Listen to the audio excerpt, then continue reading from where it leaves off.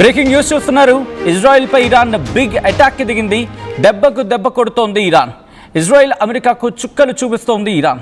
Israel పై Iran ప్రతీకార దాడులకు దిగింది. ఇజ్రాయెల్లోని హైఫా రిఫైనరీని పేల్చేసింది Iran. Kheibar Shekan ballistic missiles తో ఇరాన్ దాడికి పాల్పడింది. హైఫా రిఫైనరీలో భారీగా మంటలు ఎగసిపడుతున్నాయి. ఇది ఇజ్రాయెల్లో అతిపెద్ద ఆయిల్ రిఫైనరీ. ఇజ్రాయెల్కు అవసరమైన 50% ఇంధనం ఇక్కడి నుంచే అంటూ కూడా చెప్తున్నారు. ఇరాన్ దాడులతో ఇజ్రాయెల్లో భారీగా సైరన్ మోత మోగుతోంది. బాంబు షెల్టర్లోకి పరుగులు తీస్తున్నారు జనం. ఇరాన్ రిఫైనరీపై దాడి చేయడంతో ఇప్పుడు ఉద్రిక్తతలు మరింత పతాక స్థాయికి చేరుకుంటున్నాయి. ఆ విజువల్స్ మీరు చూడడం జరుగుతోంది.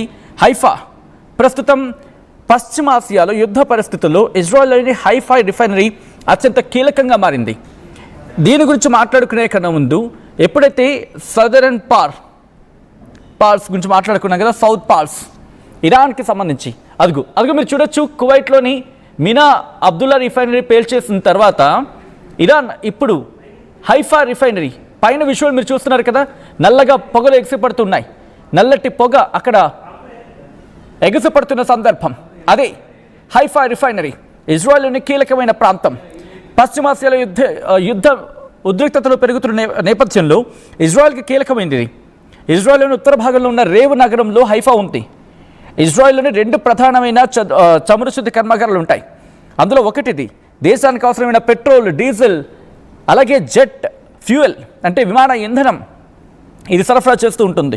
యుద్ధ సమయంలో ఇజ్రాయెల్ యుద్ధ విమానాలు లేకపోతే ట్యాంకులకు అవసరమైన ఆ ఫ్యూయల్ని అందించడంలో ఇది కీలక పాత్ర పోషిస్తూ ఉంటుంది. అయితే దీని మీద మిజైల్ అటాక్ పాల్పడింది ఇరాన్. కొద్దిసేపటి క్రితం ఈ డెవలప్మెంట్ చోటు చేసుకుంది. మరి ముఖ్యంగా 2 రోజుల నుంచి నిన్న ఈ రోజు దాడులు చేస్తూనే ఉంది. ఖైబర్ షెకాన్ అనే బ్యాలిస్టిక్ మిజైల్ని, దాంతోపాటు మిగిలిన బ్యాలిస్టిక్ మిజైల్స్తో హైఫా నగరాన్ని టార్గెట్ చేసుకుంది ఇరాన్. హెజ్బుల్లా ఏం చేస్తుంటే కామికాజీ డ్రోన్స్ని ప్రయోగించింది. ఇంకో పక్క ఈ రిఫైనరీ నడుస్తున్న సమయంలో దీని దగ్గరలో ఇంధన నిల్వ ట్యాంకులను దెబ్బతీసే ప్రయత్నం చేశాయి. అయితే ఇక్కడ వినిపించే మాట ఏంటంటే ఐరన్ డోమ్, యారో వీళ్ళ ఎయిర్ డిఫెన్స్ సిస్టమ్ వీటిని అడ్డుకున్నప్పటికీ కూడా కొన్ని శకలాలు వెళ్ళి ఈ రిఫైనరీలో పడ్డాయి. దీంతో మంటలు ఎగసి పడుతున్నాయని చెప్పి కొన్ని నివేదికలు చెప్తున్నమాట.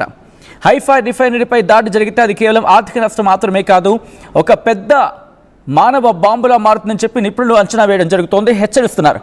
కారణం కూడా లేకపోలేదు, ఎందుకంటే దీంట్లో అమ్మోనియా ట్యాంకులు ఉన్నాయి. ఈ ప్రాంతంలో భారీగా అమ్మోనియా మరియు ఇతర ప్రమాదకర రసాయనాలు నిల్వ ఉన్నాయని చెప్పి నిపుణులు చెప్తున్నమాట. ఒకవేళ మిజైల్ కనుక నేరుగా వీటిని తాకితే దీని నుంచి వచ్చే ఆ పాయిజనస్ గ్యాసెస్ కారణంగా హైఫా నగరంలో లక్షలాది మంది ప్రజలు మరణించే అవకాశం ఉంది. వాళ్ళ ప్రాణాలకు ముప్పు వాటిల్లుతుందనేది ఆ నిపుణులు చెప్తున్నమాట. అయితే రిఫైనరీ నివాస ప్రాంతాలకు చాలా దగ్గరగా ఉండడం కారణంగా ప్రజల్లో తీవ్ర ఆందోళనకు ఉంది. ఇప్పటికే చాలామంది ప్రజలను సురక్షిత ప్రాంతాలకు తరలించారు. దీంతో పాటు ఇది భారత్పై ఏ ప్రభావం చూపించబోతోంది?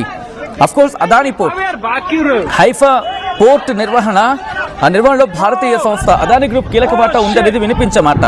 ఇంకా సోర్సెస్ కన్ఫర్మేషన్ కావాల్సి ఉంటుంది. సో ఇక్కడి నుంచి దీని గురించి మాట్లాడుకుంటే హైఫా నగరంలో దాదాపుగా 15,000 మంది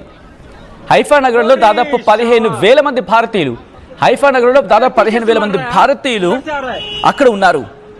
దీంతో భారతీయుల భద్రత దృష్ట్యా కేంద్ర ప్రభుత్వం ప్రత్యేక హెచ్చరికలు కూడా జారీ చేస్తుంది. హైఫా నగరంలో నివసిస్తున్న సుమారు 15,000 మంది భారతీయుల భద్రతకు అక్కడ రక్షణ కల్పించేందుకు ఏర్పాట్లు చేస్తోంది భారత ప్రభుత్వం కూడా. ఇప్పటికీ వాళ్ళతో కమ్యూనికేషన్లోకి వెళ్ళింది. అసలు ఇంతకీ ఏంటి ఖైబర్ షెకాన్? ఈ మిజైల్ గురించి మాట్లాడుకుంటే ఖైబర్ కోటను బద్దలు కొట్టేదని చెప్పి ఖైబర్ అదుగు మీరు చూడొచ్చు ఏ స్థాయిలో పొగలు, మంటలు, దాంతోపాటు నల్లటి పొగ ఏ స్థాయిలో అలుముకుంది, ఏ స్థాయిలో అక్కడ కమ్ముకుంది అనేది. హైఫా రిఫైనరీ కొట్టేయడం ప్రస్తుతం ఇది కేవలం ఇజ్రాయెల్కి మాత్రమే కాదు, ప్రపంచానికి కూడా ఒక ప్రమాదకర హెచ్చరిక అనేది. ఆ మిజైల్ అటాక్ తర్వాత అక్కడ ఎటువంటి పరిస్థితులు చూడొచ్చు. వెహికల్స్ పూర్తిగా ఒకదాన్ని ఒకటి ఢీకొన్నాయి. అంటే ఆ మిజైల్ పడ్డంతో ఒక్కసారిగా ట్రాఫిక్ మీద అంటే హెవీగా వెళ్తూ ఉంటారు కదా, వెళ్ళినప్పుడు ఒకదాన్ని ఒకటి ఢీకొన్నాయి. ఆ మిజైల్ పడ్డంతో సడన్ బ్రేక్లు వేసిన తర్వాత ఒకదాన్ని ఒకటి ఢీకొన్న సందర్భంలో పదుల సంఖ్యలో వాహనాలు ప్రమాదానికి గురయ్యి, దాంతోపాటు కొంతమందికి తీవ్ర గాయాలయ్యాయి. మీరు చూడొచ్చు భారీ ట్రక్కులు కూడా వెళ్ళి కారును ఢీకొనడంతో గాయాల పాలైన వారి సంఖ్య కూడా ఎక్కువగానే ఉంది. వాళ్ళని వెంటనే సమీప హాస్పిటల్కి తరలించి చికిత్స అందించడం జరుగుతోంది. హైఫా సిటీలో దాదాపుగా 15,000 మంది భారతీయులు ఉన్నారనేది వినిపించే మాట. ఈ ఖైబర్ షెకాన్ని ప్రయోగించింది. ఏకంగా దీని రేంజ్ 1450 కిలోమీటర్లు ఉంటుంది. దీంతో టార్గెట్ని ప్రిసిషన్స్తో టార్గెట్ చేయగల సత్తా దీని సొంతం. అంటే ఇరాన్ భూభాగం నుంచి ఇజ్రాయెల్లోని ఏ ప్రాంతాన్ని అనేది ఈజీగా చేరుకోగలదు. అండ్ కొద్దిసేపటి క్రితం మాట్లాడుకున్నాడు, కొద్ది రోజుల క్రితం ఇది సాలిడ్ ఫ్యూయల్తో నడుస్తుందన్నమాట. దీనివల్ల దీని ప్రయోగానికి ఆలస్యం కలగదు. సో దట్ రాడార్స్కి చిక్కే అవకాశం తక్కువ. So that anti missile system దీన్ని ఏం చేయలేదు. ముందుగానే వీటిని కూల్చడం కష్టం. మీరు చూడొచ్చు హైఫా దగ్గర మంటలు ఏ స్థాయిలో ఎగసిపడుతున్నాయని చెప్పి. అయితే దీనికి ఏముంటుంది, కొన్ని న్యూస్ ఏజెన్సీస్, న్యూస్ అవుట్లెట్స్ ఏం చెప్తున్నాయంటే కేవలం శిథిరాలు మాత్రమే పడ్డాయి. ఆ శిథిరాల నుంచి వెలువడుతున్న పొగలు, దానివల్ల చిన్న చిన్న డ్యామేజ్ జరిగింది తప్ప మేజర్ డ్యామేజ్ జరగలేదనేది ఇంకా చర్చ జోరందుకుంటోంది. అయితే ఇక్కడ శత్రువుల నిఘా కళ్లకు దొరకకుండా లాంచ్ వేగంగా రెడీ చేయగలరు ఈ ఖైబర్ అనే మిజైల్ ద్వారా, ఖైబర్ షెకాన్ అనే మిజైల్ ద్వారా. ఇది ధ్వనివేగం కంటే, అంటే మ్యాక్స్ స్పీడ్ గురించి మాట్లాడుకుంటారు కదా, ఇది ధ్వనివేగం కంటే అనేక రెట్ల వేగంతో వెళ్తుంది. ఇది సూపర్ సోనిక్ లేదా హైపర్ సోనిక్ మిజైల్ అని కూడా అంటూ ఉంటారు. అయితే ఎయిర్ డిఫెన్స్ సిస్టమ్ని తప్పించుకొని వెళ్ళగలదు.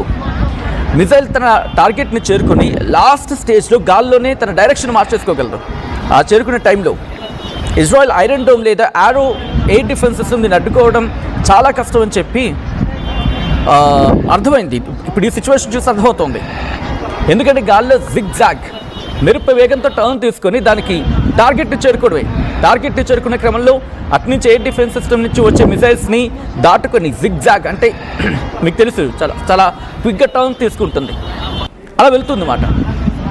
సో దీనిని మార్చ్ 18 అంటే నిన్న ఈరోజు జరిగిన దాడుల్లో రామత్గన్, దాంతోపాటు నెవాటిమ్ ఎయిర్ బేస్ సమీపంలో జరిగిన భారీ దాడులకు ఖైబర్ షెకాన్ మిసైల్సే కారణమయ్యాయని చెప్పి నివేదికలు చెప్తున్నమాట. ఇది కేవలం 5 నుంచి 10 మీటర్ల లోపు ప్రిసిషన్ ఉంటుంది.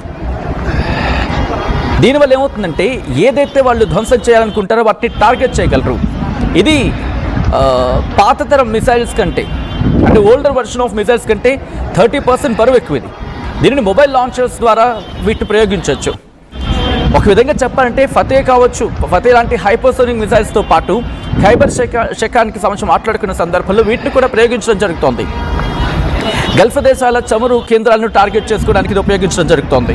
దీంతోపాటు ఐరన్ బీమ్, ఈ మిసైల్స్ని తప్పించుకోవడానికి ఇజ్రాయెల్ ఐరన్ బీమ్ రక్షణ వ్యవస్థను ఉపయోగించడం జరుగుతోంది.